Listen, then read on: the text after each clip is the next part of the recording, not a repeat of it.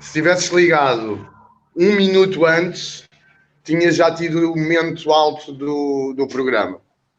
Porquê? Estava a ligar, vem-me um espirro mesmo da Covid, tinha o cigarro na boca, ficou logo no cigarro, nem tive tempo nem cotovelo na mão, nem nada. Sério? Foi Olha, mesmo pena. é-te igual pôr o telefone deitado?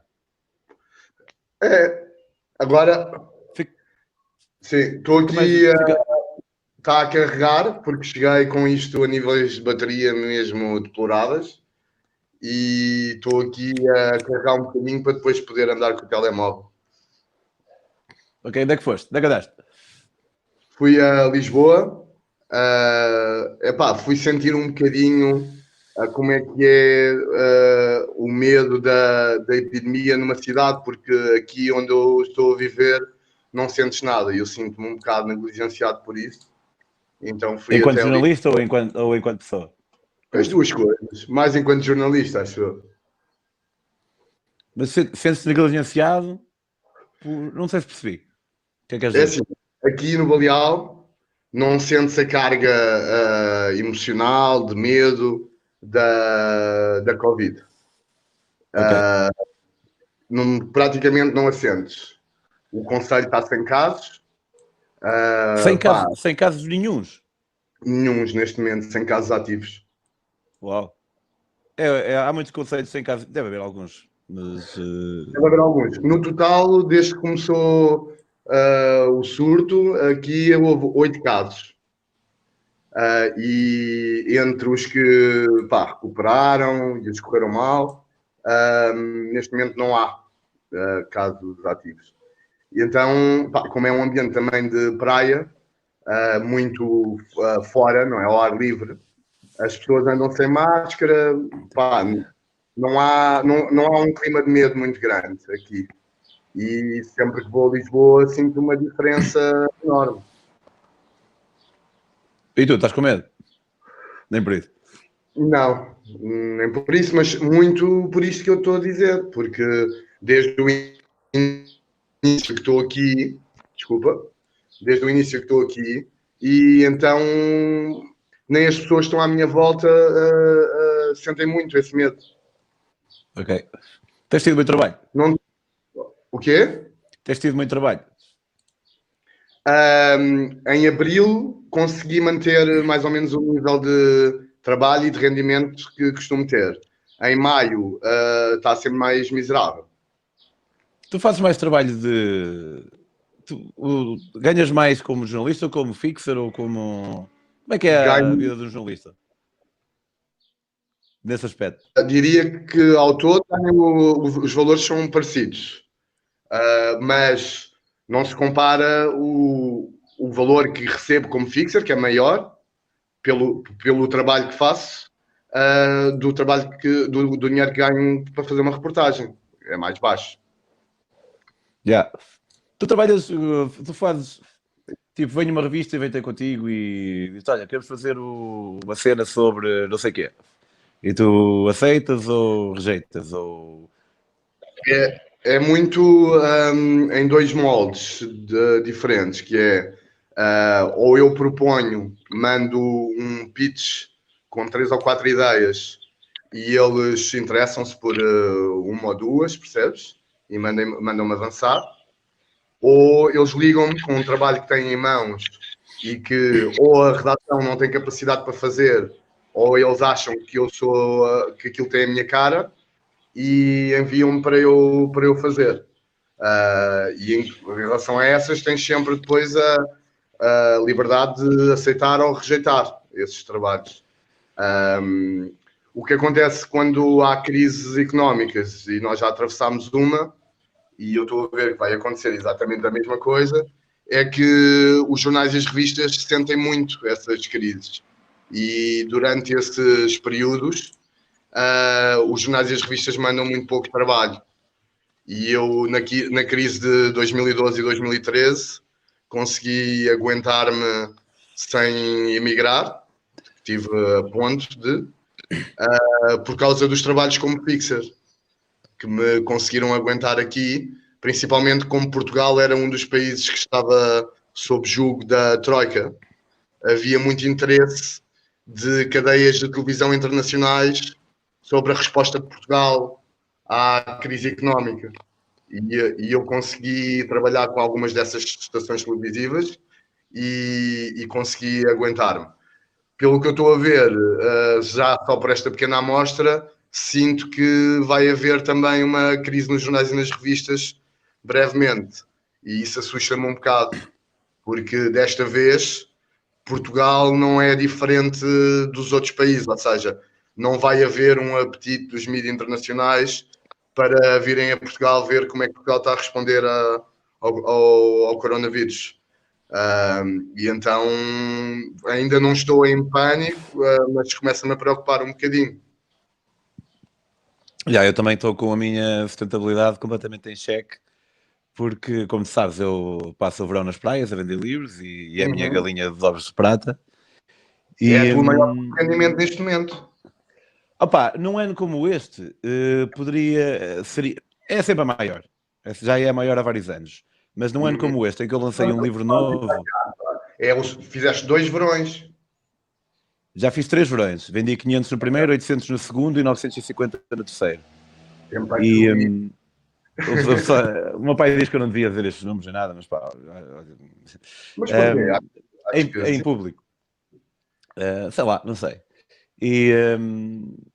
Mas num ano com... Poderá ser o lado negativo de dizeres, não haver mais pessoas a ter essa ideia? Não é ter essa ideia, porque a ideia não é minha. Mas sim, pode haver mais pessoas a copiar essa ideia ou algo assim. Havendo mais pessoas, não significa que tu passes a vender menos, porque até pode ser uma coisa que passa a ser normal. E em vez de o pessoal já esteja preparado que chegue lá o escritor, nem sequer compra um livro, já vai para acho que o gajo que vai comprar um livro sobre, sei lá, um livro de autoajuda de um tipo que está a vender na praia, um escritor que está a vender na praia, não vai deixar de comprar o teu porque são interesses diferentes, acho eu. Pá, eu não sei, eu próprio me debati com isso, mas depois eu questiono sempre as minhas atitudes e os meus sentimentos. Os sentimentos não questiono, observo, porque não há muito para questionar. Tu sentes. Depois tu podes questionar, é aquilo que tu fazes baseado nesse sentimento, a atitude que tomas. E eu confesso que a mim próprio me surgiu essa cena, mas depois senti esse pensamento como egoísta e não gostei de o sentir, percebes? E é por isso que, pá, se tudo correr, há de haver espaço para todos. E também é assim, dizendo bem as coisas, sem querer estar aqui a parecer que estou a armar-me, não é para qualquer um. Não é para qualquer um, porque aquilo é um trabalho duro. Não, aquilo é bem duro. Pá, imagina, eu se calhar em 60 dias faço talvez 52, por exemplo. Só tiro uma folga para quando faço o aniversário de casamento com a Graciete e o dia antes. Pá, e depois é aquela cena que, por exemplo, o ano passado eu comecei na Caparica, no último fim de semana de junho, para experimentar, também para começar a experimentar cenas novas, sítios diferentes, para não estar fingido ao Algarve. E eu lembro-me de estar Isto é muito... Para mim foi uma novidade, porque, sei lá, acho que me conhece o suficiente para saber que eu não sou assim um gajo muito ansioso. Sou um gajo bastante relaxado. E então eu estava na cama com a Graciete e estava-me tipo literalmente a doer o coração. O peito, vá. E a Graciete... E eu manifestei a minha surpresa perante tal sentimento. O que é que será isto? E a Graciete levantou a hipótese de ser ansiedade. E eu, se calhar é ansiedade. Porquê? Porque realmente, como o grosso, num ano em que eu não lanço livro novo, se calhar 80% do dinheiro que eu faço é nesses 2 meses. Sim. E, portanto, há muita responsabilidade nesses 2 meses. Porque se eles não correrem bem, o meu castelo passa a ser de areia. E depois há sempre aquela cena do primeiro ano foi a experiência, portanto não tinha grande pressão. O segundo ano foi a confirmação, confirmei. E ainda assim, no terceiro ano, foi o ano passado. Opá, Aham. parece que sinto sempre aquela merda de e se este ano não der e eu tiver que reorganizar a minha vida toda. E é um bocado o que talvez aconteça este Opa, ano, em 2020.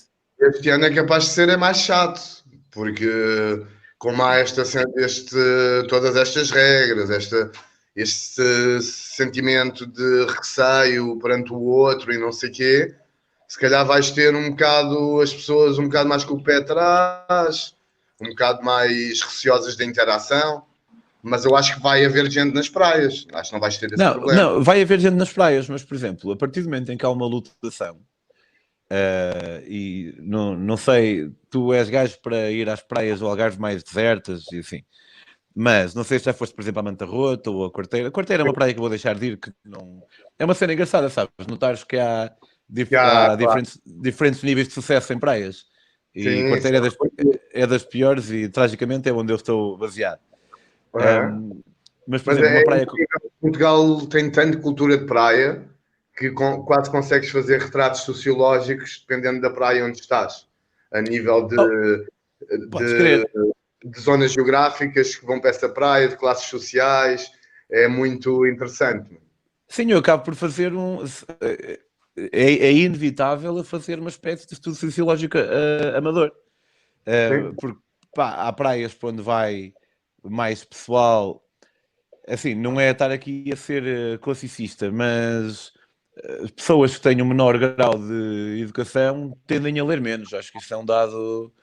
Exato. Não estou a desvalorizar essas pessoas de maneira Não, nenhuma, obviamente que mas não. Não tem nada a acho que ver temos que. com as pessoas que eles são ou com o grau de sabedoria que têm, só que leem menos, a iliteracia é maior, isso é Yeah, um facto.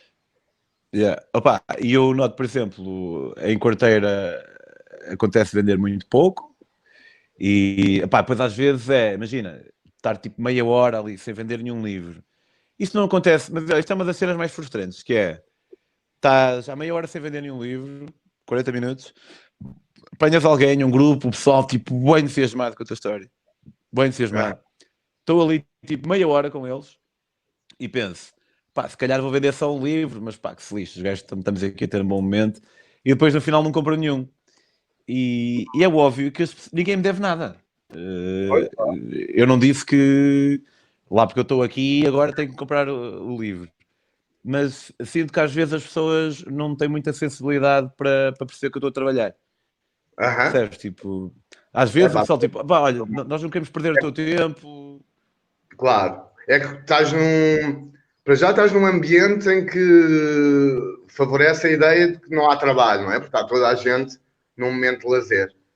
E depois também estás a fazer uma coisa que não é natural. Ou seja, eu acho que as pessoas associam alguém, um vendedor de gelados ou um vendedor de bolas de Berlim, está a trabalhar. Mas como tu estás a fazer uma coisa tão diferente, eu acho que as pessoas não pensam no esforço que tu estás a fazer, do esforço psicológico e do esforço físico que estás a fazer. Para elas, eu acho que és uma pessoa que estás na praia e aproveitou para vender uns livros. Yeah, yeah. Eu Eu acho que nunca o encontrei maldade nenhuma nisso. shopping também é a teu favor, por outro lado, que mostra, mostra uma atitude fixe, ficas ali na conversa, tu não vês um vendedor de gelados ali à conversa com o pessoal. Yeah, yeah, É, yeah. é Mas, por isso que eu acho que de vez em quando é porque as pessoas não pensam na verdade que tu estás mesmo a trabalhar e que isso é tão importante para a tua autonomia e o teu sustento ao longo do ano. pois, opá, eu já pensei se quando isso acontece, se diga alguma coisa, tipo com a melhor onda possível. Olha, pronto, obviamente, obrigado pelo vosso tempo, de qualquer maneira, mas não sei, tipo, alertar que podia ter, só que é uma conversa um bocado constrangedora, estranha. É, acho que não deves fazer. Até porque Pois, acho que um registro fixe. Acho que, pá, claro que é duro, meu. É duro, tá? Estiveste ali a investir o teu tempo e se calhar até gostaste de estar com as pessoas, obviamente, mas no fim estás à espera da retribuição. É pá, mas essa também é a vida do comércio, não é? Quantas bancas aí em feiras, vai lá o pessoal, regateia, fala do não sei o quê. Olha, um vendedor de carpetes marroquino deve ter já levado com isto. Tá? pois, e só que o vendedor de. Ou pior, porque o vendedor de carpetes leva. com um estereótipo com o qual eu não levo. Claro. Percebes? Tipo, o pessoal às vezes regateia com o marroquino quase por claro, tipo, eu acho isso bem justo e bem triste. Quando se põe a regatear e já sabem que não vão comprar. exato, yeah, yeah. Acho que ainda levam muito mais do que tu, porque isso deve ser mesmo para o nosso cada dia para eles, gajos que vão lá regatear porque sabem que é fixe regatear em Marrocos, tipo, que é quase como uma atração turística, né? Sim, mas estava a pensar mais aqui, aqui em Portugal. Há aquela cena de sei lá, tipo, as pessoas, por mais fixe que possam ser, nem sempre são assim tão fixe. E quando muitas vezes reagem de uma forma, foi uma cena que eu me apercebi, que é. E eu, opá, quando me apercebi disto, fiz para nunca mais agir da mesma forma, que é, nós muitas vezes reagimos, se somos abordados por 10 pessoas para vender a mesma coisa, nós, à oitava ou à décima, reagimos já com uma certa maneira intempestiva que não usamos para reagir para com a primeira pessoa. Esquecendo Aham. nós que pode ser a décima primeira, pode ser a décima vez para nós, mas é a primeira para aquele, para nós. Sim, Percebes? sim. E isso é injusto. É injusto porque as pessoas não têm culpa de tu estás cansado ou já teres levado com muito. Pá, mas E acho eu, quando lidas com o público, quando lidas com, pá, com clientes, isso é um tema recorrente, porque o cliente vai lá sempre, é a primeira vez, é a primeira experiência, é o primeiro impacto. E muitas vezes o comerciante está tipo há 8, 10 horas naquilo. E tens sempre que manter a postura, a boa educação, o bom paleio. Pá, e às vezes é difícil. É yeah, difícil. às vezes o pessoal, sabes que eu também por vezes sentia na praia que eh, eu, enquanto vendedor, da minha ótica, eu estou ao mesmo nível que a pessoa a quem eu estou a vender, porque eu estou ao mesmo nível que qualquer pessoa. Tanto Aham. a pessoa que eu estou a vender como a pessoa que me vende a mim. Mas às vezes as pessoas pressupõem uma certa relação de superioridade perante aquele gajo que está a vender cenas. Já. Por exemplo, eu tive uma situação que para mim foi emblemática disto, que foi, estava na Praia dos Salgados, não sei se sabes onde é, ali Não. tens a Praia da Galé, Praia dos Salgados. Pá, é uma Uhum. praia onde vai malta com pasta. É Albufeira. E é perto de Albufeira. É quem vem do lado de Espanha, digamos, quem vem de leste, é um bocado depois de Albufeira. Uhum. E da Praia de Albufeira. Olha, e pronto, e falando das diferenças de praias e tal, é para mim a melhor praia de todas. Eu vendi lá, bati lá o meu recorde. Pá, não foi lá que eu bati o meu recorde. O meu recorde foi 26 livros na Manta Rota, mas Ah, nos Salgados não era nada raro vender tipo 25, 25, 24, 25.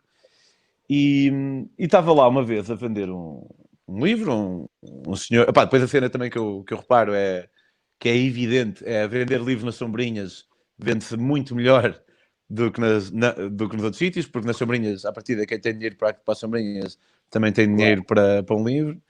Quem E eu tem dinheiro estou para a. é mesmo o gajo da Creme. pasta. É, o Quem creme de la creme, foi em à termos praia económicos. há 17 anos, nunca fui para a Sombrinho. Nunca tive uma cabana daquelas. O meu pai por acaso vai sempre, mas lá está, meus pais não é que sejam ricaços, mas são pessoas que comprariam um livro porque têm essas possibilidades. E eu Hum, estava a vender um livro, um casal de leiria, que eu me esqueço, já tinha vendido o livro, estava sentado no chão, na areia, a assinar. E houve uma senhora ao lado, que também é outra vantagem das sombrinhas, é que elas estão distribuídas de uma maneira, a distância é perfeita, que dá para eu faço um pitch a um e os gajos ao lado ouvem também. Muitas vezes pois. o pessoal simplesmente me chama e eu vou vendendo sem precisar de fazer mais pitch. E uma mulher está deitada, barriga para baixo, faz olho preto, diz: "Olha", Desculpa interromper-te. Isso diz? vai ser uma dificuldade que vais ter este ano, porque a outra tenda já vai estar para aí a 3 metros. Meu.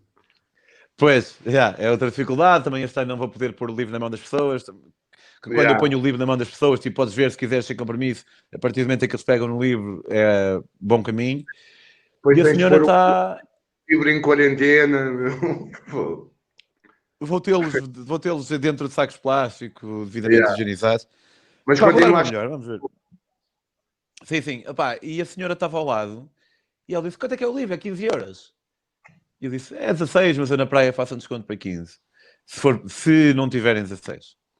E ela: oh Manel, tens aí 15 euros. E o gajo levanta-se, um homem dos seus 64, cabelo assim a Pedro Santana Lopes, mais antigamente, mas com mais cabelo. Uns calçõezinhos às listas brancas, azuis e vermelhas, pai da Mesmo Pauline típico. Shark, correia de prata ao pescoço, sendo ali um bocadinho diferente do estilo que os calções sugeririam. E o gajo levanta-se: 15 euros? 15 euros para quê? Para andar aí. E ele vem assim a caminhar e aponta para mim: você sofreu, não sofreu? E eu: sim, sofri. Ele: não, eu gosto. Se você tivesse ido Porsche, ou se tivesse ido para a Tailândia e tivesse assim, aí está bem. Agora, eu gosto de coisas boas, não gosto de sofrimento. Agora vou estar aqui a dar 15 euros por um livro sobre sofrimento. Não. E o gajo vem e senta-se ao meu lado e eu estou a tentar topar se o gajo está a gozar ou a falar a sério. E eu viro-me para ele e digo: olha, mas eu pedi-lhe alguma coisa. Ele disse: eu não gosto de sofrer. E sabe o que é que me faz sofrer? Dá 15 euros por um livro. E eu: olha, mas eu pedi-lhe alguma coisa. E eu reparei que ele não estava à espera desta atitude. Porquê? Porque na mente dele, eu sou o vendedor subalterno. Pá, e é verdade que muitas vezes os vendedores sujeitam-se assumem essa posição de subalternidade, ou como é que se vai chamar. E da mulher, certo? Eu nem fiz pitch a ninguém. Quer dizer, eu fiz pitch a um grupo, mas a mulher a quem eu nem sequer fiz o pitch ouviu-me ao longe e o velhote veio, e o gajo veio com esta merda. Eu pedi-lhe alguma coisa. Eu reparei que ele ficou assim um bocado admirado. E ele: não, sabe, é que eu por cada 100 euros que eu ganho, eu pago 40% de impostos, você não paga nada, não sei quanto. Diz: mas você conhece-me de algum lado? E o gajo também ficou assim, porque na verdade eu por acaso até eu pago os meus impostos. Gosto do sistema em que, com todas as falências, acho que o nosso sistema podia ser pior e eu quero contribuir com a minha parte. E até pago os impostos. Era fácil não pagar. Era fácil não pagar. E isto para dizer que às vezes sim, as pessoas têm um bocado esta onda de superioridade perante o outro no geral e com os vendedores em particular. Perante o ex-libris do atrasado mental, ou não? Isso tipo, é mesmo aquele gajo que não vale nada, né? Tipo. Opa, não diria que não. Eu sei que tu metes sempre, vais pensar nisso, que é o gajo. Não, não vale mesmo nada. Tipo, um gajo que tem essa abordagem. É um gajo que tipo, tenta espezinhar toda a gente. Tipo, quem é que diz, tipo, eu não gosto de sofrimento, eu gosto de fosses para a Tailândia? É um gajo que não tem valores humanos, meu.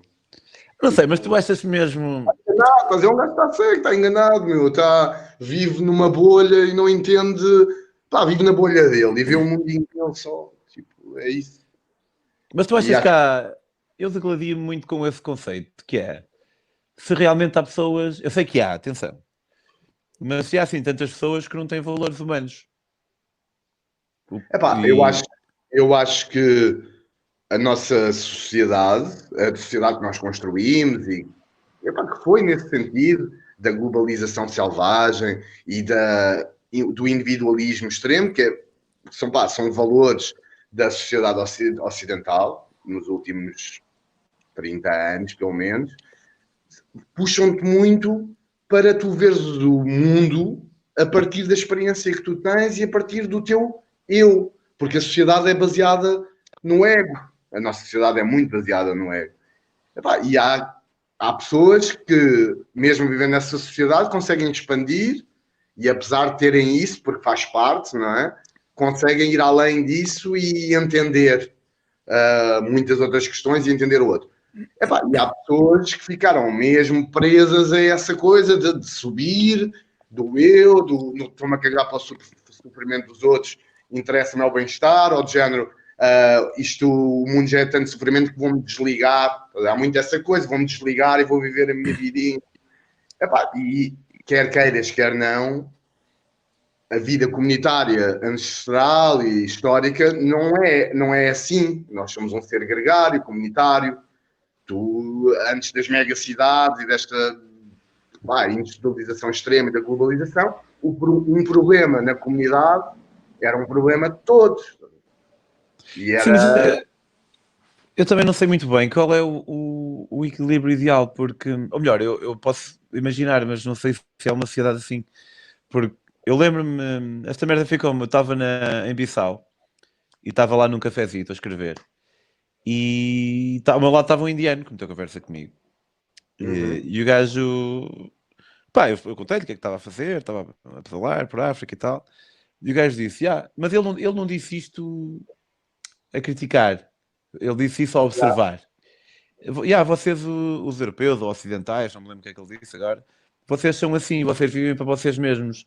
Nós na Índia vivemos para a família. E eu não sou o grande apologista do tipo de individualismo que tu referiste, mas também não sou nada apologista dessa filosofia de que tu tens que viver para os teus filhos, por exemplo, ou percebes? Porque nós também somos alguém que merece felicidade e... Mas por isso é que eu te disse que há um equilíbrio entre vivermos nesta sociedade em que o eu é normalmente a principal referência, um equilíbrio de tu seguires isto, mas ao mesmo tempo, preocupares-te e estares ligado e estares atento ao que se passa à tua volta, e à tua volta não é tipo na tua casa, no teu quintal, na tua piscina, estás a ver? É à tua volta no mundo. E eu acho que há muita gente que se está completamente a borrifar, e tu sabes disso. Está-se a borrifar. Sim, Não... eu estava a questionar era se realmente havia pessoas más, percebes? E quando disseste que ele tinha valores... Quando disseste... Não é pessoas más, se calhar o grupo de amigos do gajo que vão beber coquetéis com ele para a Praia dos Salgados e não sei o que, acham um gajo bestial, porque pensam da mesma maneira e também não estão-se a borrifar, estás a ver? Mas se analisares aquilo que, quanto a mim, deve ser um ser humano, eu acho que pessoas que têm essa mentalidade não têm grandes valores humanos simplesmente porque o ser humano para eles são eles e os iguais, não são os diferentes, percebes? Não são quem tem estilo de vida diferente, nem quem vive num sítio diferente, ou quem sofre. Tipo, se um gajo não se preocupa com pessoas que sofrem, percebes? Nem estou a dizer que tenha que participar, de financiar, de lá ir, mas preocupar, ouvir e sentir da cena, saberes. Tipo, há pessoas que não podem beber coquetéis na Praia dos Salgados, estás a ver? Eu Opa, acho mas que sabes que é nessa linha, no outro dia estava com um amigo meu, que é o Sam, inglês, e deu-lhe para começar a perguntar às pessoas se elas...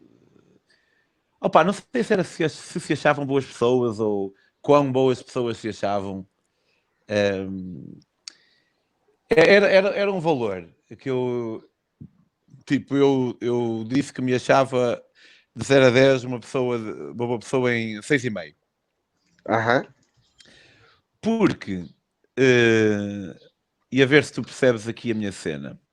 Para mim acho que és mais que isso, mas mas deixa-me explicar, eu vou explicar e tu... E para o pessoal que for ver isto e não conhecer o Tiago é jornalista e já viajou bastante também, e tem, como pessoa que viajou, também tem consciência de realidades muito inferiores, não é que sejam inferiores em termos de qualidade de vida, digamos. Opa, eu tenho um quarto vazio em casa. E eu só gostava da tua opinião nisto. Eu acho que a partir do momento em que alguém tem um quarto vazio em casa, já não pode ser na melhor das hipóteses, só pode ser um 8. Só pode ser o quê? Um 8, em termos de boa pessoa. Porque a partir do momento em que há pessoas que não têm nenhum, olha, frisaste? Frisaste? Não frisaste. Que podias meter aí alguém. A partir do momento em que há pessoas que não têm... Sim, devia ter aqui alguém. E depois outra cena. E depois eu quero ter o filho meu. Gostava de ter um filho meu ou uma filha. E eu acho que isso aí tira-me para aí mais meio ponto. Porque é um egoísmo ainda que biológico, ainda que explicado pela biologia do meu ser, que foi isso que permitiu a nossa espécie sobreviver ao longo dos milénios. É uma atitude egoísta. Portanto, isso tira mais meio ponto, percebes? Tipo, Difícil avaliar nessa escala. A cena de teres um quarto. sim, claro, eu estou a ver aqui pontos, é como quem diz, Yeah, obviamente, mas a cena percebes o de que eu teres quero dizer? Percebo. A cena de teres um quarto livre, é verdade que podes ser lá alguém. É um Pois. facto. É um facto. Podes cedê-lo ou podes alugá-lo a um preço baixo. Pá, acho que sim. Mas se calhar também tens esse quarto livre. Também foste para essa casa porque esse quarto livre também se calhar está à espera de um filho teu ou não teu para ocupar esse quarto. Ou seja, a tua expectativa é que esse quarto livre não fique livre tipo, para sempre, certo? Ou vais Epá, querer isso é verdade, mas eu teria todo o gosto em aceitar essa desculpa para me sentir melhor comigo mesmo. Pá, mas a verdade é que eu estou nesta casa há 5 anos e o quarto esteve sempre livre, yeah, percebes? okay. Mas isto não para mim isso não faz tipo não é para mim não é uma coisa, um tópico que faça de uma pessoa ou que faça de uma pessoa que se ligue menos aos Eu não outros. disse isso também, eu disse. Opá, eu acho que faz. E assim, apesar de eu faço este juízo de valor, No a quarto, única pá, pessoa. eu tenho aqui na sala também, no sofá, também podia estar a viver alguém, percebes? Acho que não, isso não faz de uma pessoa, sabes? Pá, há aí pessoas que têm mansões, dava para viver lá sem gás, não é por teres um quarto Mas para falar isso, ninguém. mas isso é Que, o facto de eu não quero comparar-me com essas pessoas. Eu quero comparar-me com pessoas melhores, percebes? E a única pessoa que eu posso realmente julgar é a mim mesmo. Se alguém me disser que tem 20 quartos, eu se calhar vou achar tipo má onda e quê, mas vou porque já percebi há muito tempo que não é benéfico.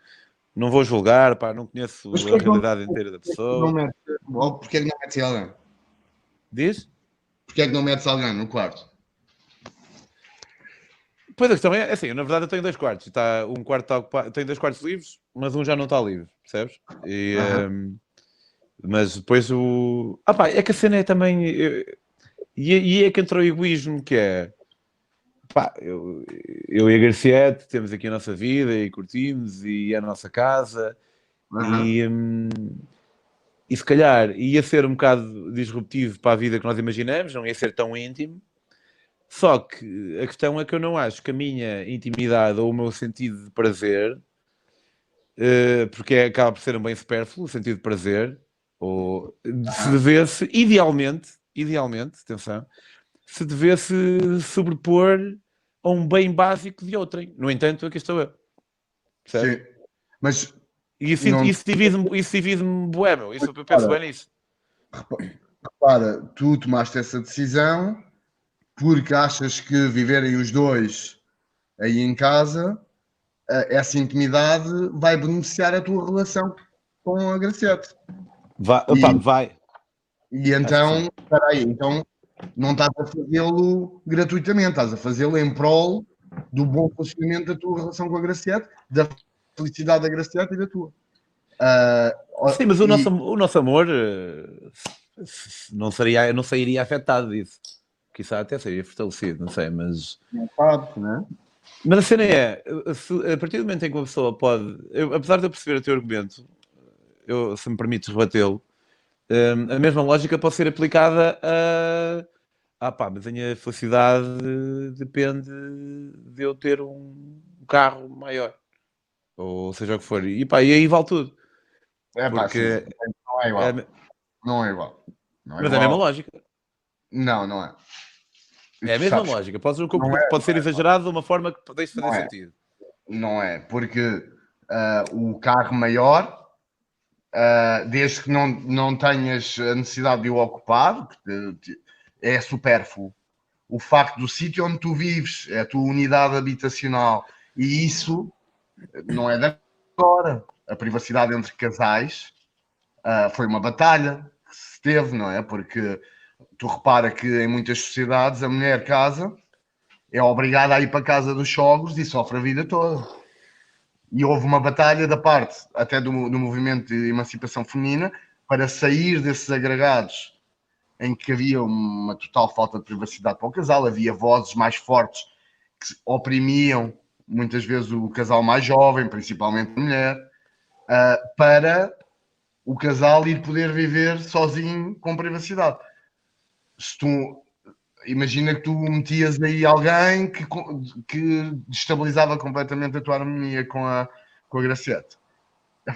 Não, Sim, não vale a aí pena. dava para pensar outra vez. O carro maior é diferente. O carro maior não tens isso. Tu andas de carro para ir de um sítio para o outro. Eu estava a dizer mas na medida em que, se a desculpa for a minha felicidade, depende de. Então, a felicidade das pessoas pode depender de uma cena que para nós é supérflua, mas para elas não é.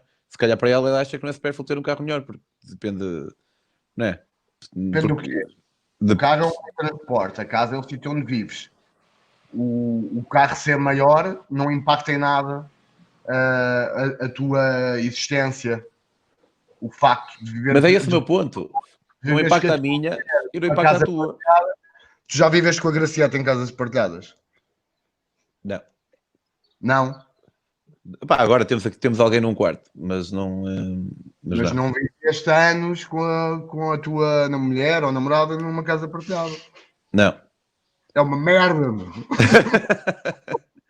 Sabes que tu lembraste-me uma vez quando estava. Já foste ao Paquistão? Nunca chegaste a ir, pois não? Não, gostava muito de ir, mas não fui. Pá, estava nas montanhas, perto de. Isto foi dias antes do Bin Laden ter sido assassinado. E estava lá em Couchsurfing com um pastor nas montanhas, que para mim foi uma cena super contra-intuitiva. E ele perguntou-me: vocês têm à falta de melhor tradução, seria um sistema coeso de família em Portugal?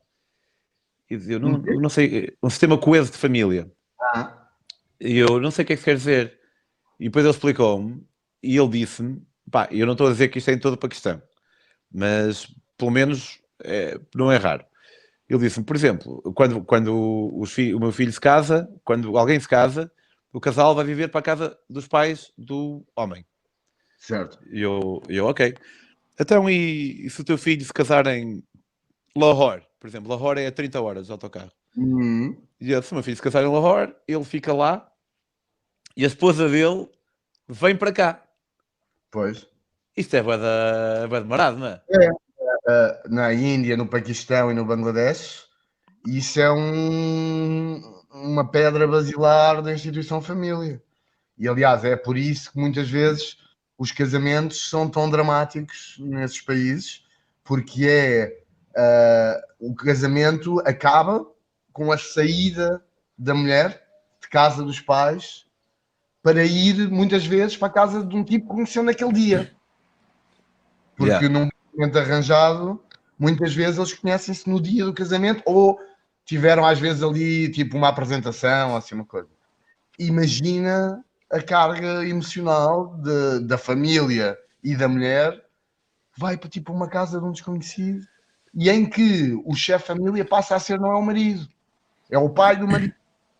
E a mãe, normalmente a mãe do marido, a sogra, pá, ela, principalmente se falares das classes sociais mais baixas na Índia, no Paquistão, ela passa a ser quase uma escrava da sogra.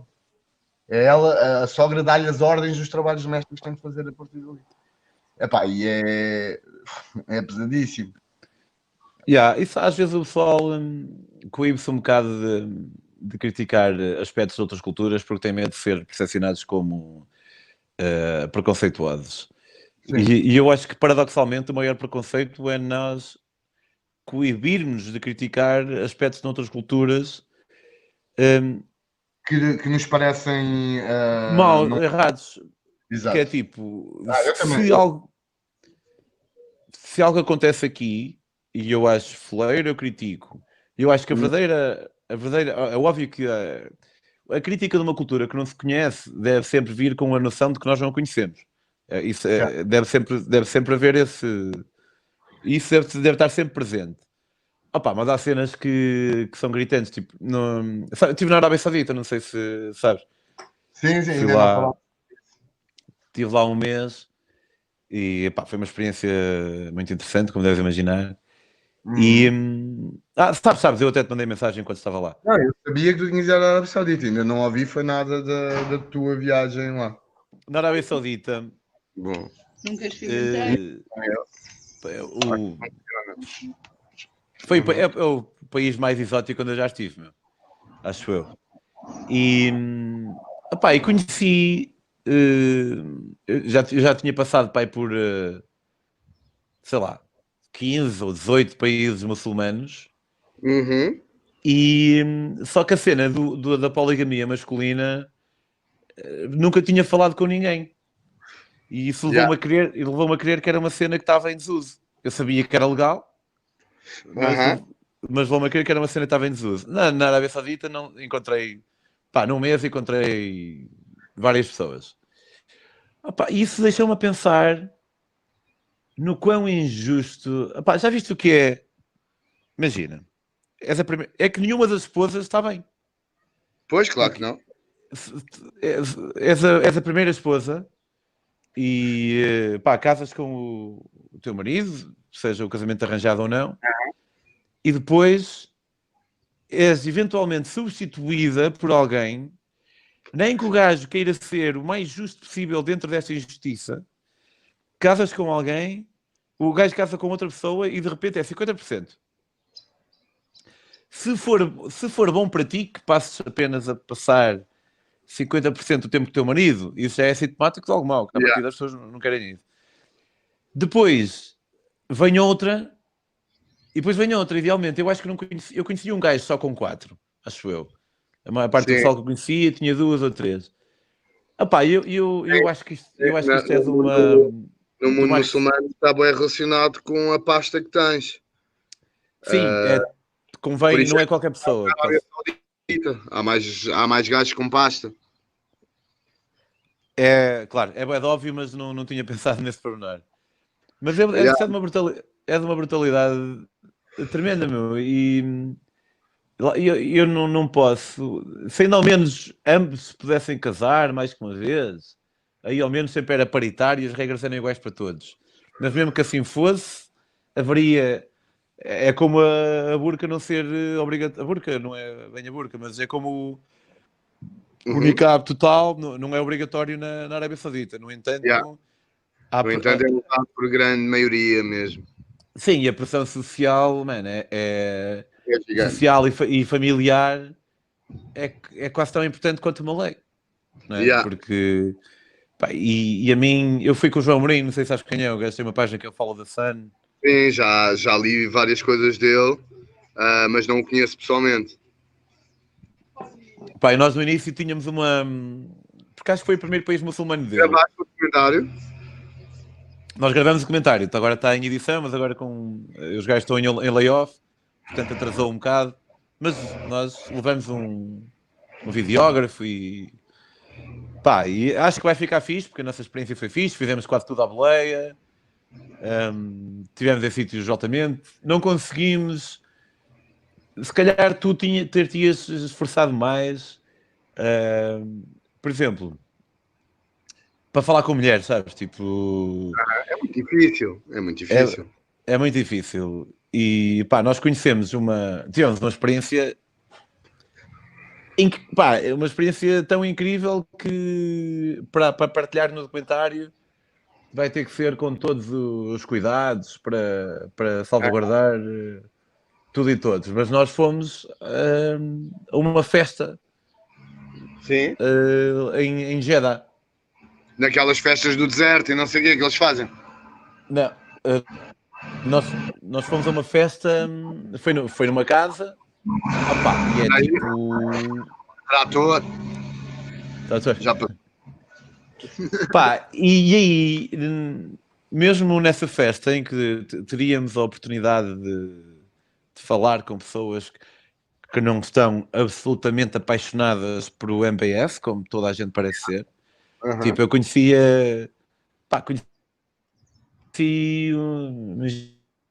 imagina, um influencer com 50 mil seguidores no Instagram, bué de cool, com um ar até assim meio ocidental, mas tinha um crachá do MBS Yeah. que, dependendo da maneira como tu rodavas, era ou o MBS ou o pai dele. Dependendo, Yeah. sabes? Da maneira como... O país está nas mãos deles. Mas olha que eu estou muito. Já não está molhado. Já estão todos esquinhos também. O sol que teve hoje, isso ficou logo, né? Aí, eu estou a ficar sem bateria. Espera aí. Esta ficha A tua não filha estava. fala alemão fluente também? Também, sim. Nice. Ali a Ilka fala bué em alemão com ela. Fala sempre em alemão com ela. E então ela tem um nível parecido, português e alemão. Por acaso é uma cena que eu acho incrível, que é como é que os putos não misturam, como é que ela não diz eu quero em português e depois spiel, ou o que é que seja em alemão. Não, ela separa muito bem. Queres que eu abra? E ela apanhou aí os genes todos da Ilka, estou a ver. Ela é bem loirinha. Yeah. Lourinha. Estou com problemas de bateria, meu. É bem estranho que este. Espera aí. Ok, já está a carregar outra vez. É bem estranho que este chat, mesmo a carregar, consome mais do que carrega. Pode ser porque tens um telefone meio fraquinho, não sei. Não, Ou antigo. O carregador deve ser um bocado podre. Yeah, meio ampere. Yeah, Mas sim, exatamente. estava-te a dizer que mesmo nessa festa em que Já, encontramos... desculpa, Pedro, só para concluir, se não vou me esquecer. Estou curioso com o que vai acontecer à Arábia Saudita depois desta crise económica e sanitária, porque eu acho mesmo que vai haver um momento de convulsão na Arábia Saudita brevemente. O petróleo está em níveis historicamente baixos. O país vai sentir de certeza essa quebra e eles já estavam no momento em que começava a haver alguma contestação ao Bin Salman. Eu não sei se não vai haver brevemente algum movimento de revolta, de protesto na Arábia Saudita. Ficaria muito surpreendido porque não foi, imagina, quando eu já estive em alguns sítios onde no Irão ou no Líbano ou até na Síria, em que não tinha que procurar muito para encontrar alguém que me falasse abertamente que era contra o líder. Portanto, a semente já lá estava. Obviamente a minha experiência não serve de nada, pode ser uma questão de casualidade apenas. Mas na Arábia Saudita tive muito mais dificuldade em encontrar. Pareceu-me que ainda estão num passo mais atrás. Mas não esqueças que às vezes essas coisas surgem de uma forma muito rápida, porque se tu analisares, por exemplo, o que aconteceu na Síria, eu cheguei a estar com rebeldes, gajos que estavam armados para lutar contra o Bashar, que ainda tinham a foto do Bashar em cima da cómoda. Okay. E fotos dos gajos, por exemplo, na tropa, a beijar a imagem do Bashar e não sei o quê. E, portanto, vê essa dicotomia entre alguém que até portanto, eu estive lá em fevereiro de 2012, até há 6 meses atrás, fazia questão de quem entrasse em casa dele mostrar, estava lá na sala, que era um seguidor e um apreciador do regime, para estar com uma metralhadora em punho para lutar contra ele. E eu acho que na Arábia Saudita isso pode acontecer. Não estou a dizer que vai acontecer, mas é muito volátil isso. Mesmo que te dê a impressão que o país está controlado, há sempre um Tiananmen, há sempre uma faísca, sabes? Que faz, muitas vezes, surpreendentemente, as coisas se inverterem. Pode ser, mas sobre uma potencial crise económica, é óbvio que para um país que vive tanto do petróleo, é importantíssimo o que está a acontecer. Mas os gajos estão a tentar virar-se, fazer uma dubaizada. Pois estão. a percentagem do PIB do Dubai, e eu sei que é do Dubai, eu suponho que seja os Emirados no geral, mas eu vou só falar do que sei. A percentagem do PIB do Dubai referente ao petróleo diminuiu bastante com o passar dos tempos e o turismo aumentou bastante. Sim. Eu também conheci um man, isto é só a opinião dele, não vale mais que uma mera opinião, mas o gajo tinha a teoria que o objetivo último da Arábia Saudita também, obviamente, como nós sabemos, abriram o turismo de uma maneira sem precedentes na história do país. O país tem cerca de 100 e poucos anos. E acho que já se pensa em criar tipo estâncias onde possa haver álcool para começar a... E, efetivamente, por exemplo, nós quando estávamos num sítio que é Al-Ula. Tu já viste Petra? Já. Sabes que é Petra? Pronto. Eu nunca fui a Petra, mas essa mesma sociedade, ou essa mesma cultura, os gajos têm uma cena parecida na Arábia Saudita, em Al-Ula, que é tipo um rochedo com uma cena parecida. Se calhar se visse a imagem eras capaz de reconhecer, mas podes não estar a ver agora. Pá, é uma zona lindíssima. E os gajos, eles estão a pagar a todo tipo de influencers e essa merda toda para ir e promover o turismo. Este gajo, o gajo é, ao que tudo indica, não é. Olha, há um bocado estamos a falar em boas pessoas. Eu perco 1,5 ponto por ter um quarto vazio. Ele não só tem muitos quartos vazios, como tem corpos vazios de alma provocados por ele, não é? Mas não obstante isso, parece-me que o gajo tem alguma visão. Desculpa. Sim, sim. Ali quer dizer-me uma coisa, é o quê?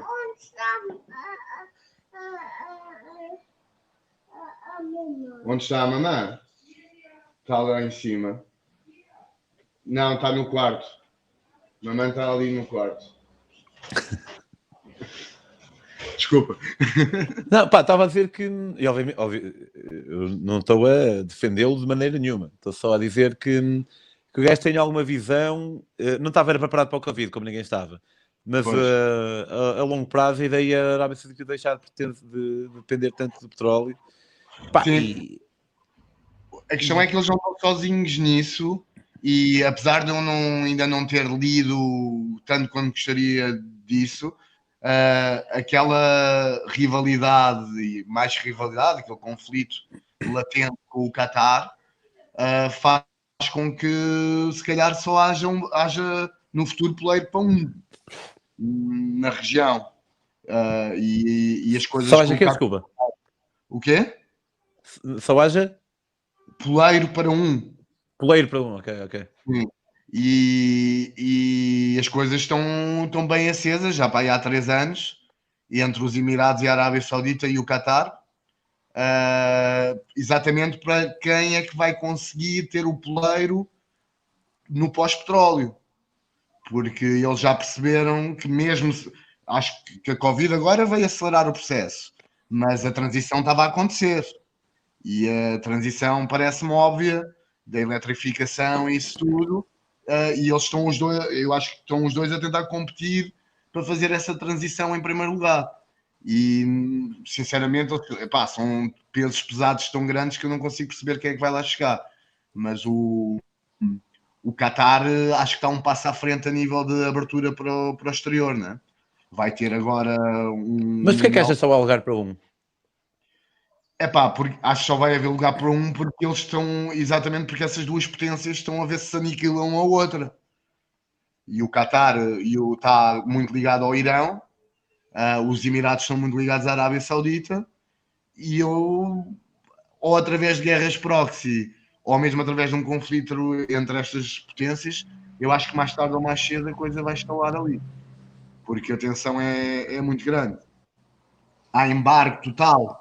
Yeah. Não há transferência qualquer de mercadorias entre uma potência e outra. Já houve vários casos, os rebeldes do Iémen fizeram uma coisa impensável, que foi destruir metade do maior campo petrolífero da Arábia Saudita. E não sei se num dia não vai haver uma retaliação a sério. eles já têm a região toda minada com guerras entre eles, que não são entre eles, não é? Entre fações que são apoiadas por um e outro. E epá, eu sinto que a coisa pode, com uma crise económica, a coisa pode se acentuar. Não sei. Mas pelo que tenho lido, Tu achas que é uma possibilidade. o aparentemente eterno problema do Médio Oriente são as fronteiras, qualquer fronteira artificial, mas são as fronteiras ainda mais artificiais, estilo África, mas misturada com o facto de haver muita riqueza, misturada com o facto de haver algum fundamentalismo, bastante Dúvida. fundamentalismo. Mas o fundamentalismo cresceu muito por causa desse problema. O que é que foi? Desculpa. O Médio Oriente acho que é ainda mais do que a África, o exemplo perfeito de que a criação de fronteiras artificiais e o apoio de superpotências gera extremismo religioso, conflitos étnicos, e ali mais do que em qualquer outro lado acho sentido. Pá, e há aí um problema dos sunitas, tanto quanto eu percebo, é tipo, apesar dos xiitas neste momento também não estarem melhores, mas os xiitas têm um papa que é o Ayatollah. Sim. Que de repente não de repente, obviamente, mas poderia eventualmente decidir legislar ou aconselhar uma visão mais olha, a interpretação do Corão vai ser esta, por exemplo. E isso permitir por exemplo, a mim incomoda-me quando as pessoas defendem o Corão com a interpretação do Corão. Eu estou a ler o Corão. Eu sei o que estavas a ler. Também já li levei para a Estrada da Revolução e fui lendo, mas não o acabei. Tu pretendes lê-lo todo? Eu quero ler todo. Eu estou vou oferecer-me na Arábia Saudita, oferecer-me um em inglês e depois oferecer-me um em português. Foi uma cena, para contar isso rapidamente, foi uma cena do caralho, foi um dia incrível. Nós saímos para ir fazer a barba, nem sei, ou levantar dinheiro, tinha um objetivo qualquer. Mas na Arábia Saudita, é o primeiro país muçulmano onde eu passei onde isto era obrigatório, os negócios fecham todos mesmo na hora da reza. Não é voluntário, fecha mesmo. E aquilo estava fechado, então nós fomos dar uma volta, o barbeiro estava fechado, então olha, vamos levantar dinheiro, mas a caminho passamos por uma espécie de centro de conversão de judeus e cristãos, e espreitamos assim, eu fiquei assim, eu espreitei, o João ficou mais próximo e o gajo chamou o João, e nós entramos naquela de, quando o gajo diz sempre que sim, é assim que a vida acontece. E eu fico sempre bem nervoso nestas situações porque tenho medo que me perguntem em quem é que eu acredito e depois eu vou dizer que sou ateu, porque é-me desconfortável dizer o contrário. Mas pronto, os gajos não perguntaram, ofereceram-nos logo tipo um Corão em inglês e depois levaram-nos perguntando, olha, vai ver, acha que podemos ir a alguma mesquita durante a reza, caralho, levaram-nos a uma mesquita ali ao lado, tipo a Pinhada, e nós estávamos com o nosso videógrafo, é um gajo de 20 anos que nunca tinha ido a nenhum país muçulmano, aos 20 anos vai dar a Arábia Saudita assim, pau. E nós entramos na mesquita, estamos num canto, alguém vem a falar connosco em árabe, assim com cara de poucos amigos, e é tudo bué rápido. E eu tento dizer someone invite us, num inglês assim simples. O gajo vem, chama ao chefe, de repente querem ir lá para a frente, e nós, sim, ok, vamos para a frente, estamos ali à frente, o pessoal todo a rezar. Fiz um texto bastante bonito aí por acaso. E foi assim um momento, foi tenso enquanto nós percebíamos se pertencíamos ali ou não, mas o que é certo é que depois perguntamos ao gajo se ele nos podia arranjar uma maneira de irmos à mesquita maior de Riad, e o gajo disse, someone will contact you, que é sempre bom de ouvir. E fomos contactados por um man, o gajo deu-nos um tour da maior mesquita, deu-nos uma aula de 2 horas e meia sobre o Islão, levou-nos a jantar, pagou-nos tudo. e ainda nos ofereceu o Corão em português. E eu comecei a lê-lo, aquilo tem 1000 e tal páginas, 1000 e poucas, eu li cerca de 100, mas eu demoro, até eu agora este mês estou a dedicar o mês para um projeto, a Netflix e a ICA estão com um concurso de séries, eu vou participar com um amigo meu. Então este mês tem sido para isso, mas até então tenho lido 1 hora por dia do Corão e aponto a verde, marcador fluorescente, passagens positivas, a castanho, passagens interessantes, e a vermelho, passagens negativas. E isto a propósito da interpretação. Opa, e se alguém interpretar o Corão da maneira mais benevolente possível, eu digo, ok, fixe para vocês. Mas isso é diferente de me dizerem que tudo depende da interpretação, porque se tudo depende da interpretação, então tanto pode ser interpretado de um lado como para o outro. E há mensagens que, para mim, pá, e depois o pessoal diz, a Bíblia também tem. Claro que a Bíblia também tem, mas a questão é que não estou a falar da Bíblia. Porque às vezes eu digo isto e o pessoal, pode ter medo que eu esteja a ser preconceituoso, ou seja o que for. Mas a Bíblia também tem. Tem, mas eu não estou a falar da Bíblia, estou a falar do Corão. E, e há cenas... Todos os livros religiosos monoteístas são livros também de história e, portanto, têm passagens de guerra. Não sei, eu diria que tem história, não diria que são história. Porque... Mas tem história, não é? Aquilo é escrito num contexto, quase todos eles de conflitos que existiam na altura. Sim, e há cenas que são depois validadas por a Batalha de Badr, por exemplo, foi uma muito importante para os muçulmanos. E até agora, em termos históricos, acho eu que só... acho que só foi essa pela qual eu passei, mas só li 10% do livro. Mas, obviamente, tem cenas que são validadas depois por outras fontes independentes, históricas. Mas... Não sei, a cena o problema eu estava a dizer, o problema dos sunitas, por um lado, pode ser esse, porque não há um ayatollah dos sunitas, tanto quanto eu sei. Não há ali uma centrificação de alguém que possa dizer, olha, a partir de agora... Julgo, não tenho a certeza, que o ayatollah, apesar de ser uma figura bastante respeitada por todos os xiitas, não tem a mesma conotação exatamente do que um papa. Eu disse papa à falta de melhor exemplo. Por acaso alguém depois esteja a ver e não saiba o que é o ayatollah, que é natural. Os sunitas têm... eu estou-te a dizer isto e eu não tenho 100% de certeza disto, não é? É um bocado pelo que eu fui recolhendo.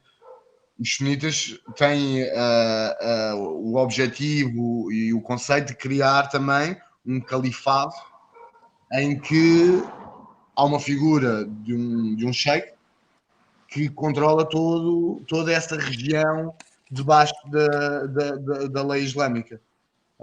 E tem até aquela figura do médico, é a figura prometida, que vai chegar e vai unir todos os muçulmanos num Estado. Apesar de não ter a certeza disto, parece-me que os sunitas não têm essa figura no presente, mas ambicionam ter. Ok. Mas estava a dizer que o fundamentalismo surgiu mais no presente após a descoberta do petróleo. Era isso que eu ia dizer.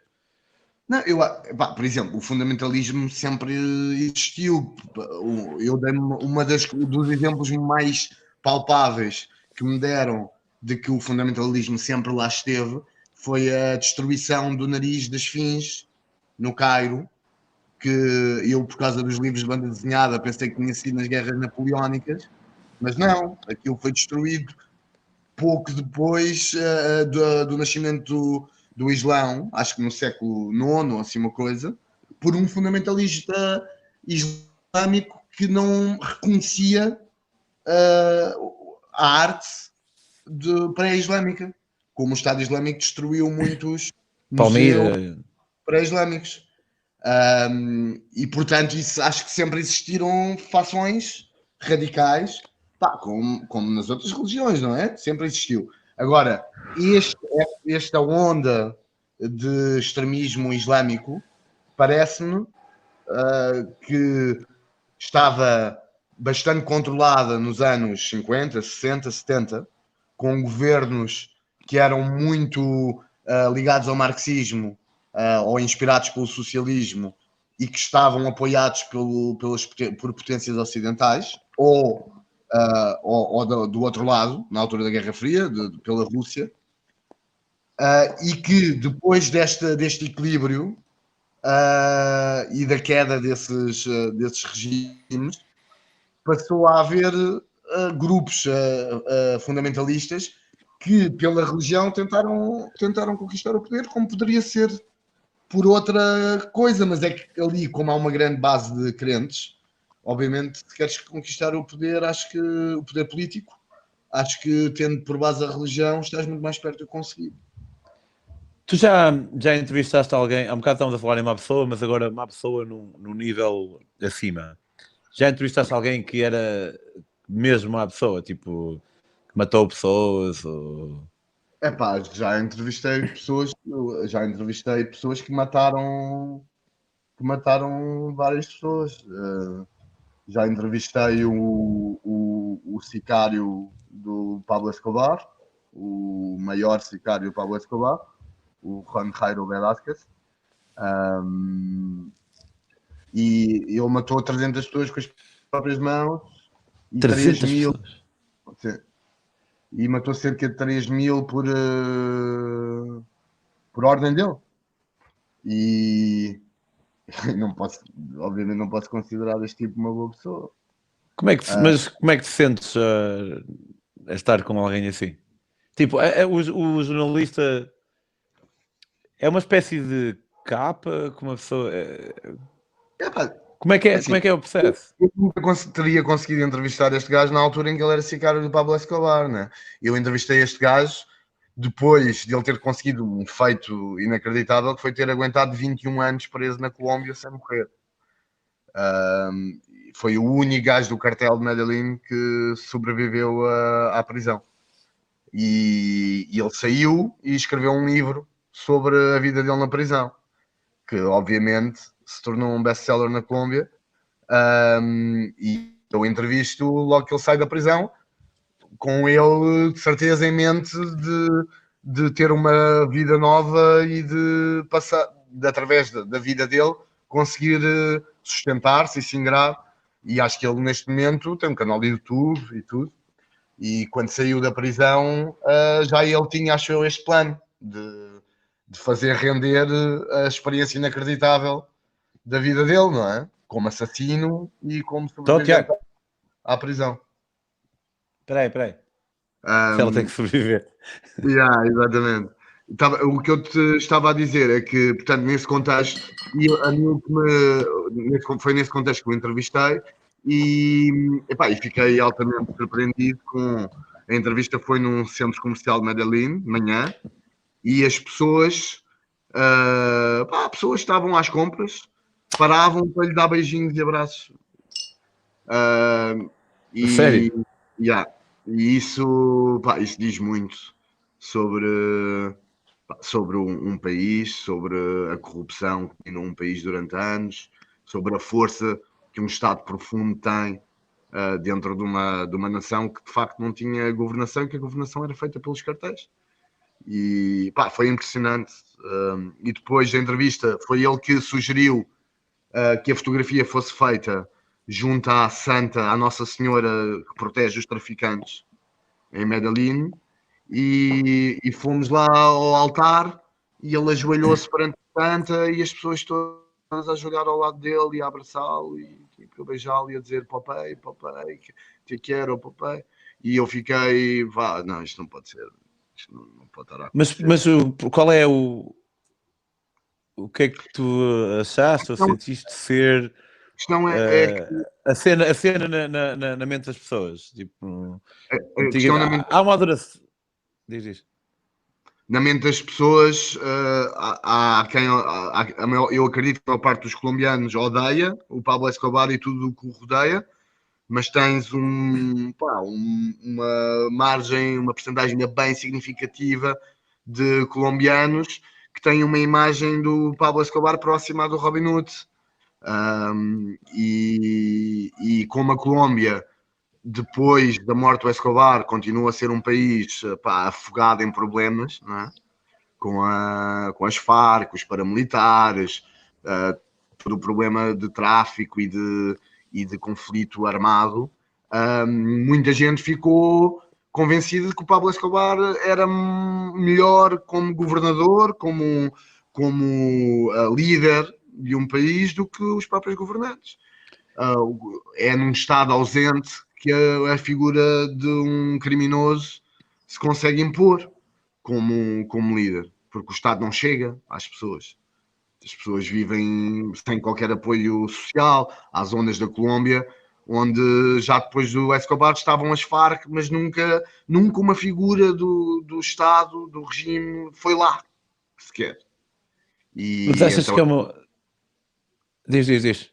é normal que as pessoas estejam mais ligadas a quem os governa, nem que seja com um punho de ferro e com sangue, do que com figuras que para eles não têm nenhum crédito, que os marginalizam, não é? Achas que é uma... Uma coisa bastante marcante, que foi se o Escobar ressuscitasse, se voltasse à vida, ele voltaria a lutar ao lado dele e a matar por ele, porque entre lutar por uma bandeira e não ter pelo que lutar, eu, na minha mentalidade, lutaria sempre por uma bandeira. E é a mentalidade dele, a cabeça dele. E a cena é que tu, neste momento, tu não estás lá para debater, né? Estás lá para entrevistar. Sim, tu não podes. Exato, não é o tipo de conversa que estamos a ter aqui. Sim. Isso é, para mim, acho que consegui-lo ia fazer, acho eu, mas ia-me custar bué. É complicado. Há muitas vezes que tens que engolir em seco, não é? Mas achas que é um bocado o efeito Salazar, ou o efeito... Eu não me lembro do nome da maior figura da ditadura militar no Brasil, mas a maneira como o pessoal, por vezes, recupera ídolos antigos cujas ações nocivas são mais que entendidas, supostamente. Mas, para mim, um fator bom é óbvio que não é representativo da população portuguesa, porque não é um estudo científico, mas quando o Salazar ganhou o melhor português de sempre, não sei se te lembras, ou foi uma cena da RTP. Pronto, não é representativo da população portuguesa, porque, por exemplo, eu não votei em ninguém. É o representativo, se calhar, da população que vê aquele programa e que faz esse tipo de chamada. Ainda assim... E daqueles que ligaram tipo 100 vezes, a mesma pessoa. Ou isso. Ainda assim, continua a ser estranho. E com o Bolsonaro também, o Bolsonaro é um claro apologista. Também não sei se viste a cena da Regina Duarte, que dela com saudades do regime antigo. E é um estranho fenómeno, não é? Em que eu não sei muito bem em que é que as pessoas se baseiam para olhar para um passado. Por exemplo, tu também já viajaste por essa zona, mas quando entras no tema, as ex-repúblicas soviéticas, tu vês que a população mais nova odeia o comunismo quase a um nível que um alemão democrático odeia o nazismo, né? Vêem aquilo, é proibido. Há montes de repúblicas soviéticas em que o Partido Comunista é proibido, porque é exatamente a analogia é a mesma que um partido nazi. Mas a população mais velha que viveu na República Soviética tem nostalgia e diz abertamente que vivia melhor naquela altura. Vivia melhor naquela altura sabendo que não havia qualquer tipo de liberdade de expressão, que não havia, que tinhas que ser fiel ao partido, que não podias fugir daquilo, que tinhas racionamento de alimentação, em que os salários eram muito baixos. O que é que eles vão buscar? É exatamente as referências de um Estado autoritário, que é, não havia insegurança, havia trabalho para todos, não havia desemprego, e havia a solidariedade entre as pessoas. Estas são, estes são provavelmente os 3 argumentos mais fortes que te vão dar. E pá, é estranho. Para mim é muito estranho, não é? Lembra-me, acho que foi o Ben Franklin que disse: as pessoas estão dispostas a abdicar da liberdade a troco de segurança, não merecem nenhuma nem outra. Não merecem nenhuma? Nenhuma nem outra. As pessoas estão dispostas a abdicar da liberdade. Ok, Tiago, olha, gostei muito, meu obrigado por mais uma vez teres feito parte destes meus 1000 projetos. Daqui a 2 meses ou 3 convido-te de novo, porque é sempre fixe falar contigo. E vai lá alimentar a tua cria. Anseio pela próxima vez em que vamos estar juntos, porque já lá vai desde a entrevista na Metamorfoses. Foi a última vez que estive contigo. Já foi para aí há 2 anos. Foi há 1 ano e meio, mais ou menos. Já foi e foi, nem sequer conta, foi touch and go. Né? Tu chegaste, tu tiveste que ir fazer uma merda qualquer. Entrevista, bebemos um café antes ou assim uma coisa e foi só isso. Adiós. Olha, então, olha, muito sossego aqui, está bem? Tá, tchau, tchau. Tchau.